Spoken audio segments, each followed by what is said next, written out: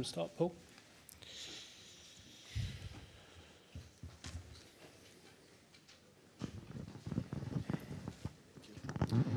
Hi, Pep. We're speaking to Nico Gonzalez in a couple of minutes. What have you made of his almost year at the club now? How do you think he's settled in? Where do you think he can improve? And how's he done so far? Let me start first. I'm sorry. On behalf, of course, the Man City for the tragic news, for the loss for the son from Stuart Pearce and, of course, his wife and family. I know there is no words can embrace, or be warned that this huge tragedy, and our deepest love to him and his family, and nothing else. So, regarding to Nico, I had the feeling that he's getting better and better. So it's not easy sometimes arrive in a new club, and play in different, maybe style that play in the past, but we are really pleased in his behavior, and I'm pretty sure will be better and better month by month, year by year, because he's incredible. Again, he's so coachable, he's open-minded, and he's a lovely, lovely guy. And mom and dad has to be so proud about how he is as a human being, as a player, and I had the feeling that every game is better and better. Okay. Martin. Hi, Pep. How much do you think Nico is developing by working with Rodri? Do you think he's learning a lot by sort of training alongside him? Hopefully Rodri back to train more often with him, right? But yeah, of course, when he's young and play a player the stature like Rodri, always you improve. And has Rodri come, Pep, even though he's not fit? Has he travelled with you? He's travelled with us, yeah. He seems to sort of get very involved, when he's on the sidelines. Do you see him as a future manager or coach? Coach? Yeah, in the future, yeah. No, I'm pretty sure we'll be more at home when he retire. With nothing to do, I'm pretty sure we'll be involved in a world football. But it's a question for him. Hi, Pep. You're starting to put right the disappointment of last season now. Is this an opportunity of putting right the away record you have in this competition in recent times? I'm really pleased about personally what I've done in Barcelona, Bayern Munich, here in this competition. I could never imagine, and I think Man City in the last decade have been incredible step forwards in this competition, and yeah, we have another game for this round of games, and to try to qualify for the next round, and tomorrow have another opportunity. How many points do you think will be necessary to finish in the top 8? I don't know. Try to win tomorrow. Hi, Pep. What do you think about the team's stability in the last few weeks? Do you think you're sort of controlling games a little bit better than you were doing? Yeah, in general, yeah. We score a lot of goals. We create a lot of clear chances, and we concede not much. But tomorrow's not a test. Always I said in this part of period when he just played 8 games in the Premier League and 1 or 2 games in the Champions League, he had the feeling that every game is better than the previous one, and try to be worse than the next one. So this is always in that part of seasons. It's not define everything now, and talk about a lot about where can do better, read better the situations, and we are on it. And do you, just given what happened last season, thinking about like sort of the sporting result and things like that, do you sort of talk about those sort of things now, or is it easily forgotten? Always I can talk about what happened the last previous 8 seasons. So my mind is not last season. My mind is how good we are, how good we are as a team.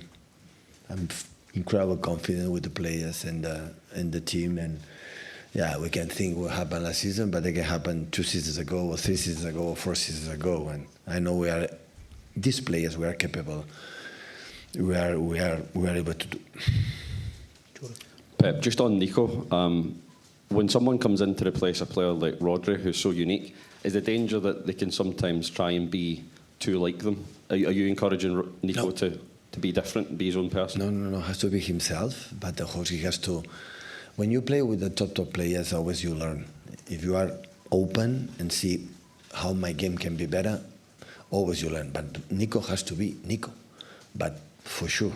And there are things that Nico is fantastic, and the other ones, just for the age, just for the first time playing the elite, it can be better.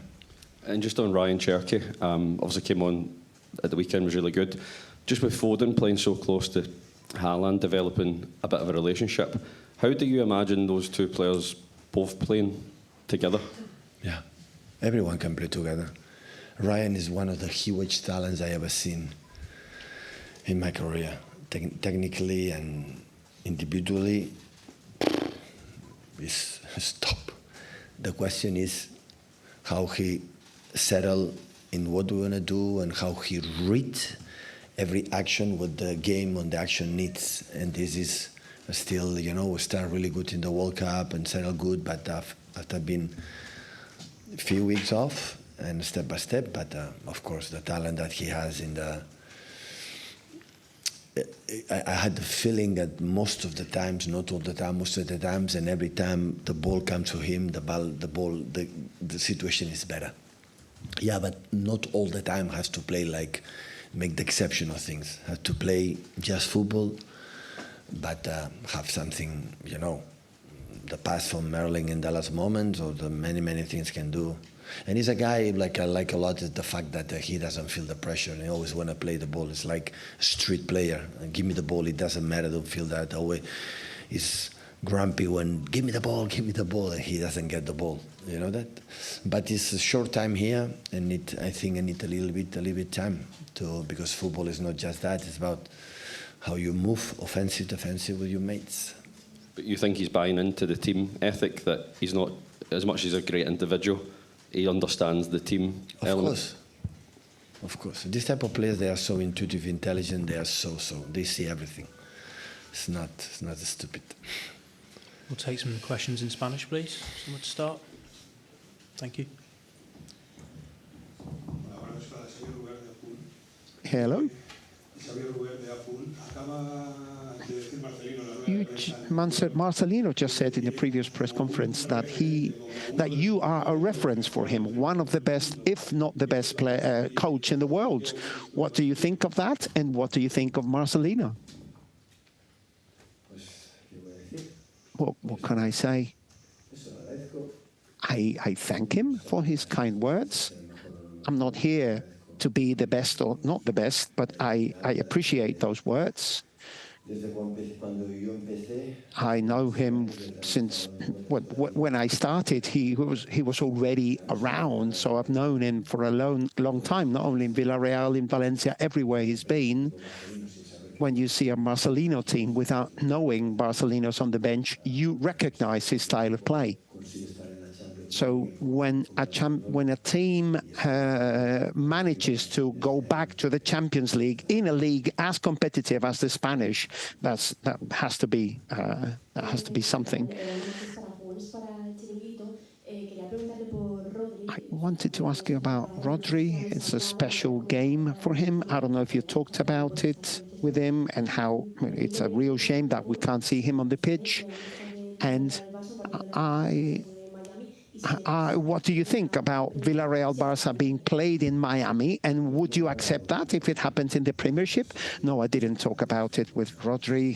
I know he was here for 4 or 5 years, and I'm sure. Well, he went to Atletico, and then he came with us, and I'm really sure he is really happy to be back here to what he feels about his home. But the next question is for Mr. Tebas, not for me.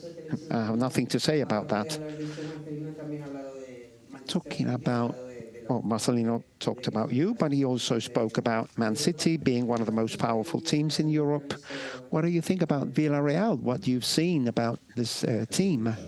Yeah, like I said before, if in such a competitive league as the Spanish league or the Premier League, a team manages to reach the Champions League, that's a guarantee of quality there.